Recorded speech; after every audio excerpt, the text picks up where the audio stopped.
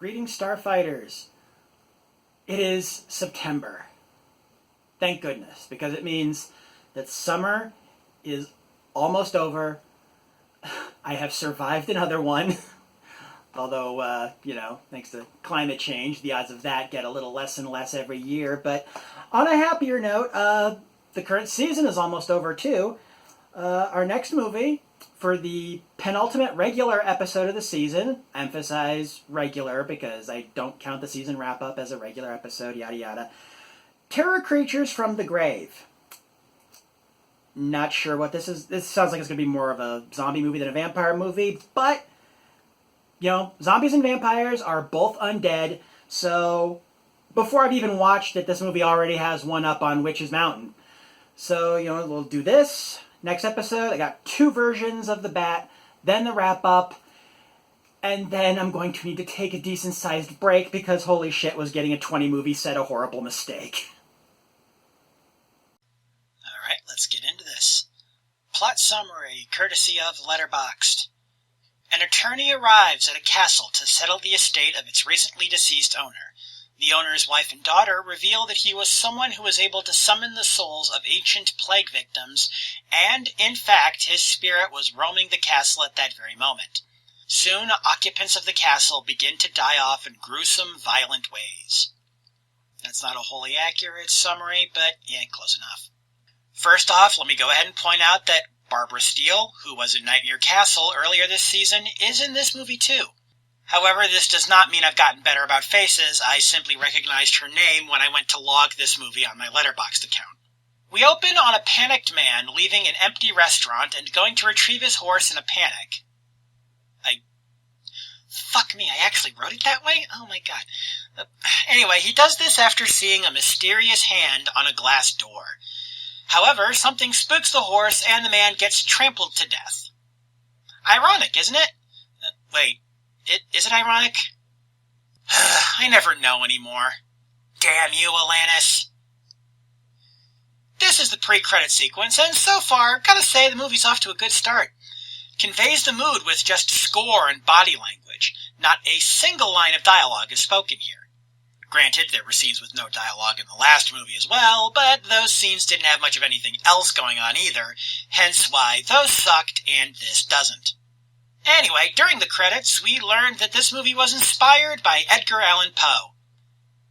Didn't mention a specific poem, just said Edgar Allan Poe. Which is fair. As we all know, your flow so pose poems pone poser! So at this point, we meet the attorney from the plot description, Albert Kovac, as he arrives at the house from the plot description and is greeted by the maid, Louise, who isn't in the plot description. She also has a bit of an issue with staring. This ends up not meaning anything, or at least not in the version of the film I have. More on that later. Albert gets introduced to Barbara Steele's character, Cleo, who is the wife of the deceased owner of the house. Funnily enough, Albert gets brought to her by a character named Corinne, who is supposed to be Barbara Steele's daughter, which I did not buy at all because the actresses looked about the same age to me. In fact, Corinne maybe looked a little older than Cleo, but the movie does explain a little later that Cleo is in fact Corinne's stepmother. Okay, that makes more sense.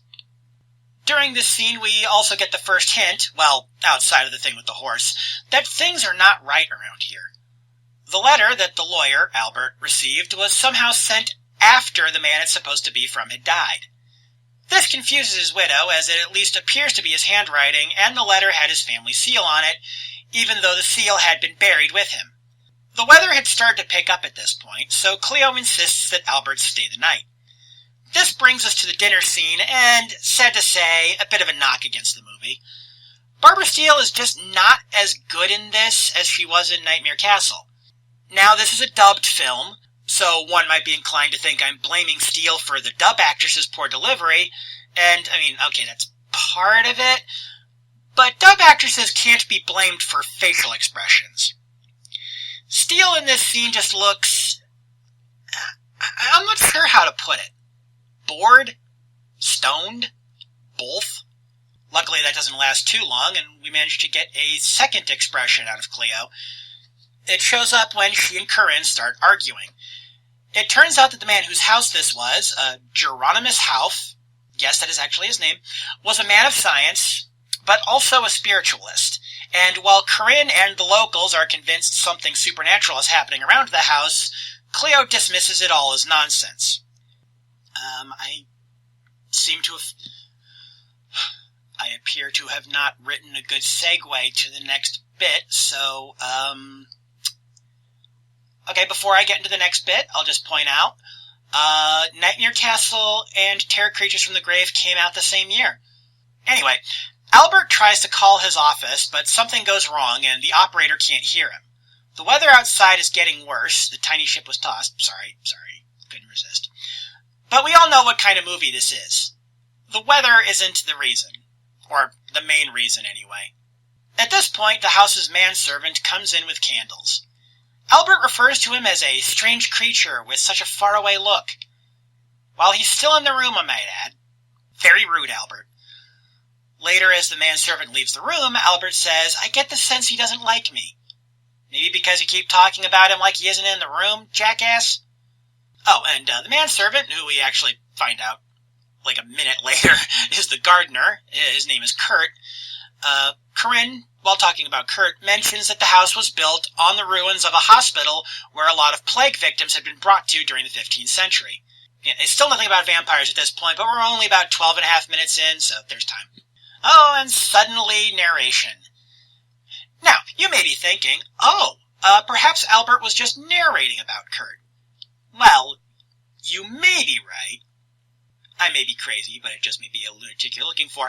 But while Albert is at an angle when the camera is on him for part of that scene, you can see his mouth moving, so it would seem to me like he was talking about Kurt in the third person while Kurt was in the room. I mean, maybe that was just a mistake on the actor's part, but from where I'm sitting, it does look like Albert was being a jerk about Kurt, being quiet and slow while Kurt was in the room. So, I stand by my assertion that Albert is a bit of a jackass. Not the biggest jackass in this film, as it turns out, but we'll get to that. Sticking with the narration for a little longer, it's a bit redundant in that, not just in this scene, but honestly through much of the movie, it tells us stuff the audience largely would have already known, especially in this early part where he's narrating about stuff that Corinne had just told us. I mean, I guess they figured the audience wouldn't retain the information if it came from a woman, and yeah, you know what, never mind, keep the narration. I've been around awful men enough in my life to know that that's not far from the truth. Still, the narration reminds me a lot of the narration from the theatrical cut of Blade Runner. I won't go into why that narration was bad. Either you already know, or you don't, but in explaining it, I'll just end up making this episode run long, and I've already made a couple of really easy jokes. So, either way, just go check out H. Bomber Guy's latest Scanline video about director's cuts. He goes into it there. I'll include a link in the show notes. Moving on, Albert finds cylinder recordings that Hauff had made before he died. They're about what you would expect from an implied mad scientist. After all this, and some film school level symbolism, Corinne screams, claiming she saw her dead father coming through the door. Albert and Cleo arrive, but see nothing. So the plot is well underway now. The next day comes, and the weather is clearer, but Albert can't leave because an owl got caught in his car's engine. No, seriously. Even he's not sure how the heck that happened. We meet a new character at this point, a Dr. Nemec. His introductory scene is him talking to Albert about the house and the village. It's around the time that Dr. Nemec takes Albert into the village, hoping to find someone to help with the car, and we see Cleo watching them ominously, that I had it confirmed for me. This movie is chopped up. The cuts are painfully obvious and sloppily done. Yeah, Nightmare Castle had a lot cut out of it too, but while not seamless, it wasn't this jarring either. And this scene marked the third or fourth time it had happened just since the credits. The horse and carriage carrying Albert and Nemec and Corinne, when did that? Probably during the awkward cut. Well, anyway, an awkward cut after that, after the horse and carriage arrive in the village, Albert and Corinne are talking, mainly about her father, when she suddenly freaks out, convinced she saw him in a boat. The boat, however, appears to be empty when the audience and Albert see it. So we go from there in a less awkward fashion to Dr. Nemec's place, where we meet a guy in a wheelchair. I couldn't make out his name, but he asks to see the letter from Hauff, the one that brought Albert to this village in the first place, since there is some mystery about how it could have been sent after Hauff had died.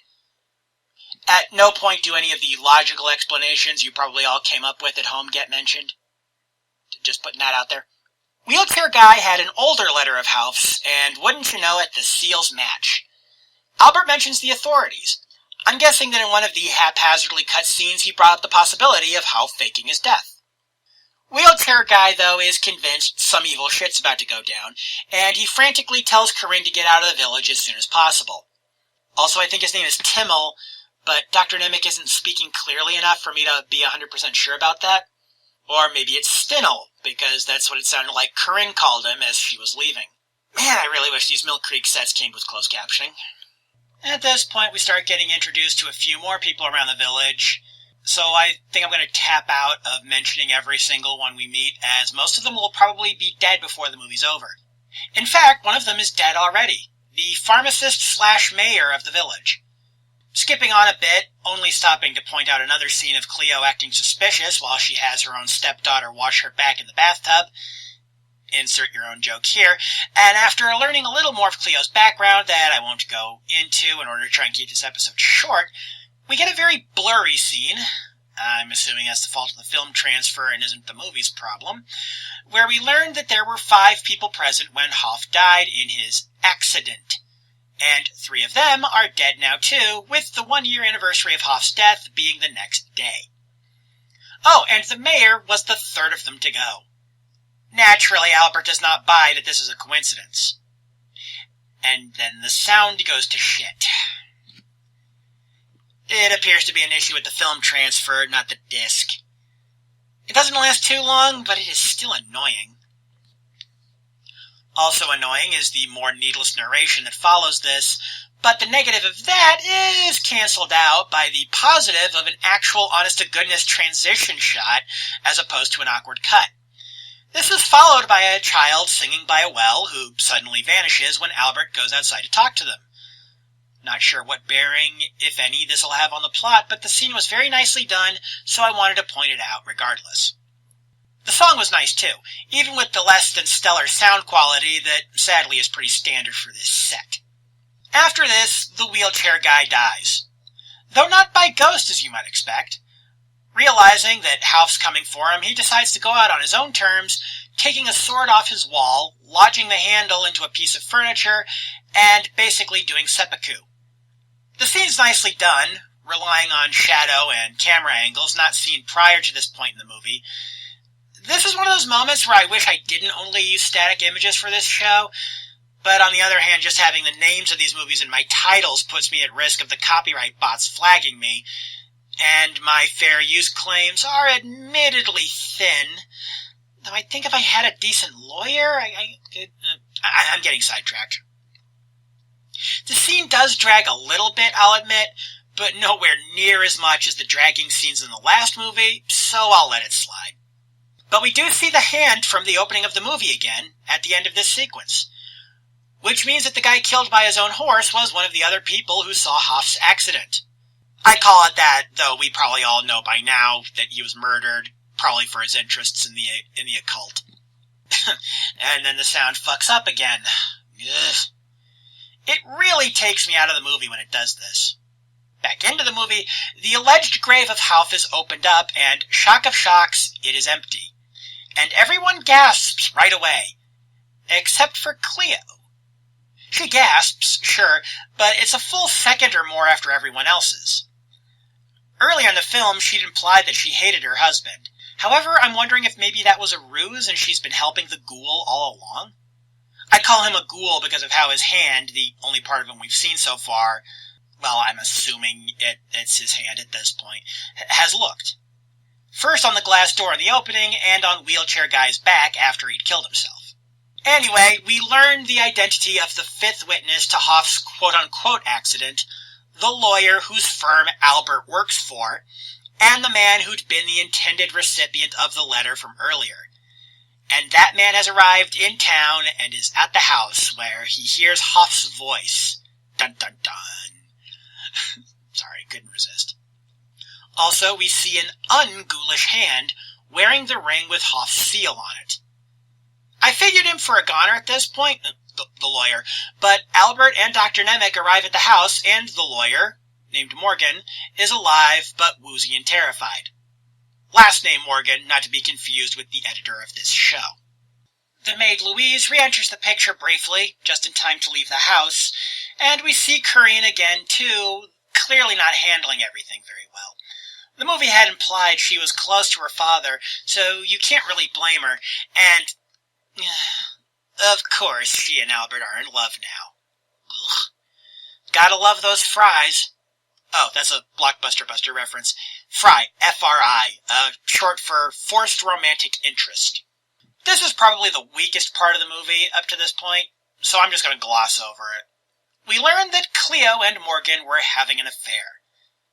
This makes the second Barbara Steele movie I've seen where she was playing someone cheating on their creepy as fuck husband.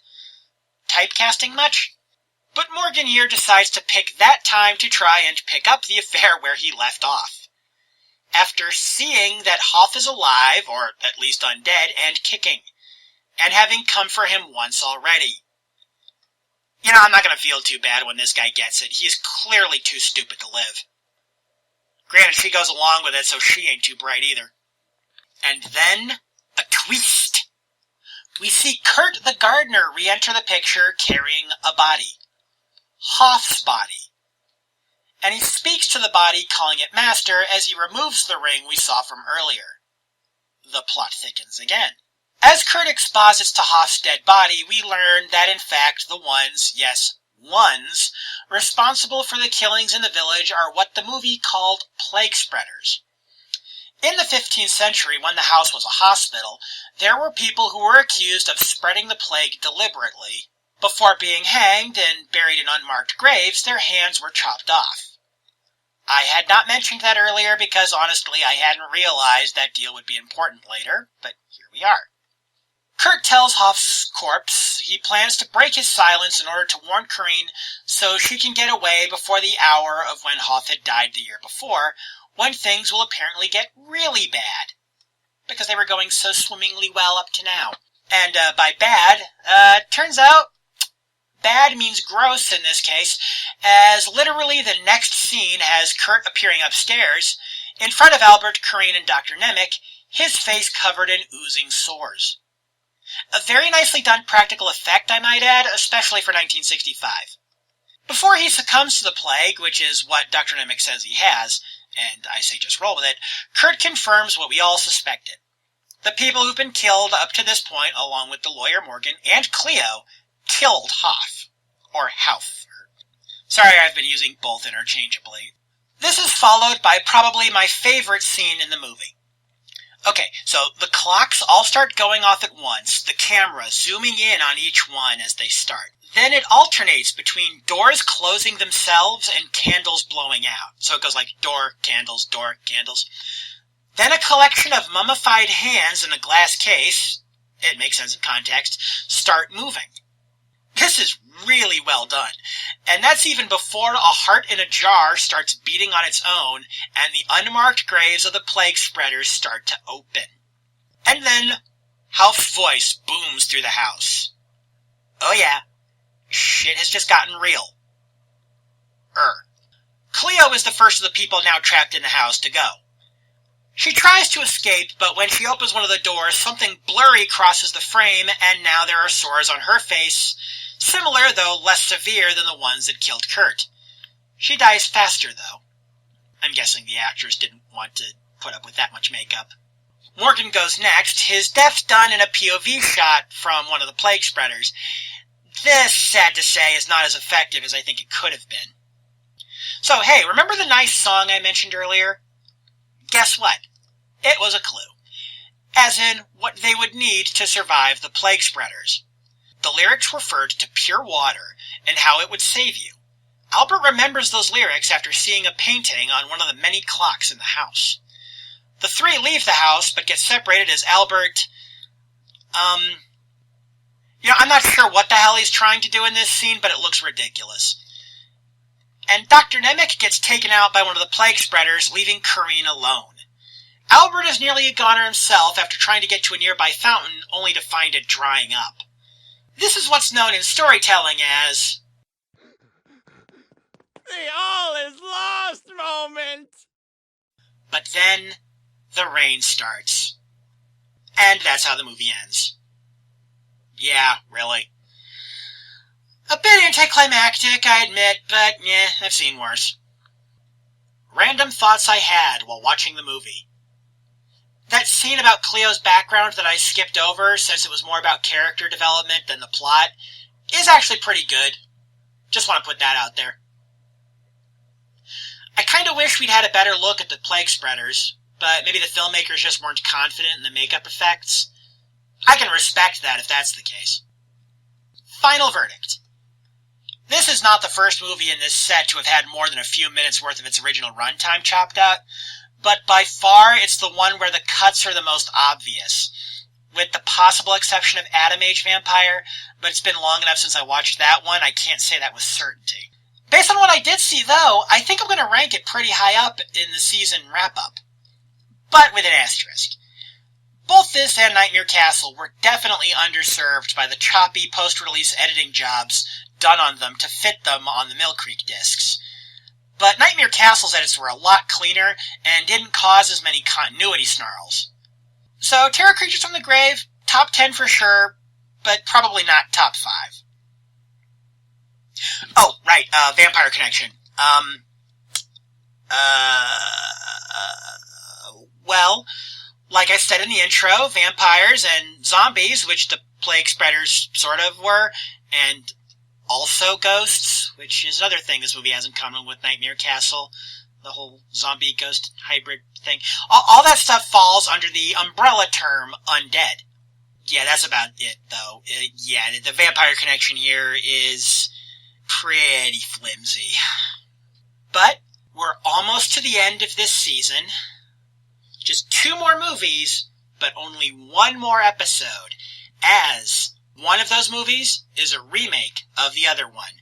So stay tuned for the 1920s version and the 1950s version of The Bat.